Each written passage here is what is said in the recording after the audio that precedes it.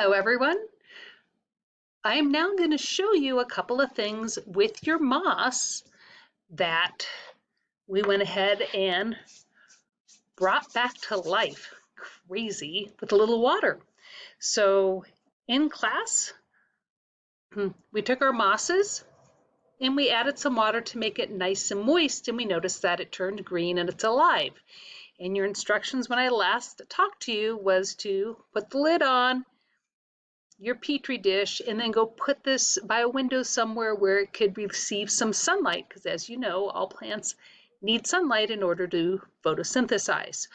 So now what we're going to do is we're going to add some substrate to the large part of the petri dish, and then we're going to put the moss on top of it and then close it up and keep watering it and putting it into the sun so that it can photosynthesize, and we'll see how long we can keep it alive. So you have two parts to the petri dish. You have a thick side and a thin side, and they go on top. If you haven't figured that out already, I already have my substrate in here. So you have a top and a bottom. So you're going to find some material around your house. Please do not use anything in your lab bag, even though it looks like it might be a good substrate. Nothing in your lab bag. This is something you need to get either outside in the dirt, out of a potted plant, or maybe some sand. If you have a fish tank, you can use some fish tank gravel. I used some potting soil, as you can see, some potting soil out of a plant. So I would say use that, or just go outside and scoop up a little bit of dirt. But this is something you have to get on your own. I did not provide this for you. So any kind of substrate, any kind of layer, and just put a thin layer there. And then take your wet moss and go ahead and put it on top of whatever your substrate happens to be. And then you'll give it a good squirt with some water. You can use your dropper, add some more water to it so it's nice and moist. And then you're going to go ahead and put the lid on so that way it doesn't dry out. And then you'll put it somewhere where it can receive some light so it can photosynthesize. All right, so you have it sitting by the window, you'll check on it, you'll just keep watering it as needed. Now what I'd like you to do is, as this process is happening, I want you to use your macro lens. Okay, we didn't get to use this in class, so I wanted to show you how to use it. In order to use a macro lens, you will need to have access to a smartphone. Okay, so if you don't have a smartphone yourself, maybe a parent, when they come home or later today, you can ask to use their smartphone in order to take some pictures. All right, and this is going to help us magnify. Macro, right, means larger. So you have this little macro lens on the end, and it'll increase the magnification for 4 times. So it's just a little rubber band on a credit card size piece of plastic. And this is so when you store it, you can just put it right around this piece of thick plastic. There is a nice sleeve in here for you. The sleeve, it says EasyMac. You can go ahead and put it in here so you keep it safe, so you don't scratch the lens when you're not wearing it. When it's not on your phone.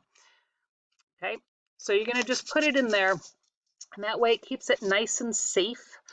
You can put it in a wallet if you have a wallet, or let it sit around, and that way the lens doesn't get scratched, because once it's scratched, then it's really not that useful. So you're going to go ahead and take this off. It's rubber bound, it's pretty stretchy. It might even fit on a mini iPad, but it'll fit on an Android, it'll fit on an iPad, or any other kind of smartphone you have. And this is going to increase your magnification of what your phone normally comes with. So you just slip it right over a phone. I happen to have an iPhone. And you will play around with getting this to go right over the lens. All right. So once you get it over your lens, okay, you can check it by opening up your picture, and then you can look really close, right? I don't know if you can see something here.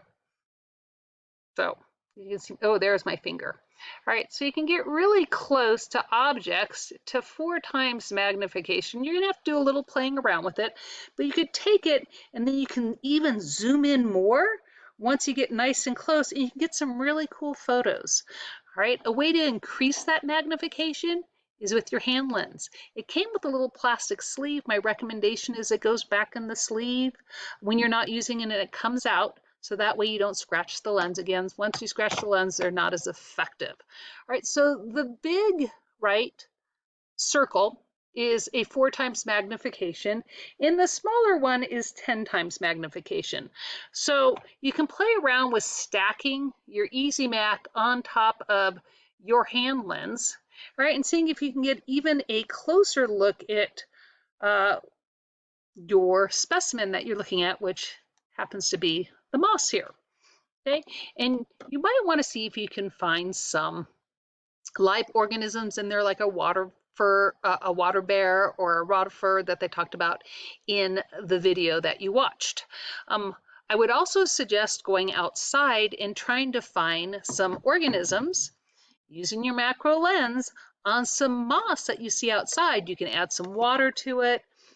In the video you will watch on Wednesday, you'll see how to add water to moss and pull out some of those organisms, and then you can put it on, you know, the top half of your petri dish and try to look at it with your macro lens. Lots of different ways. So I want to see what kind of photos you can take and share with me of some of the just the moss if you want. If you find some organisms, it'd be super cool.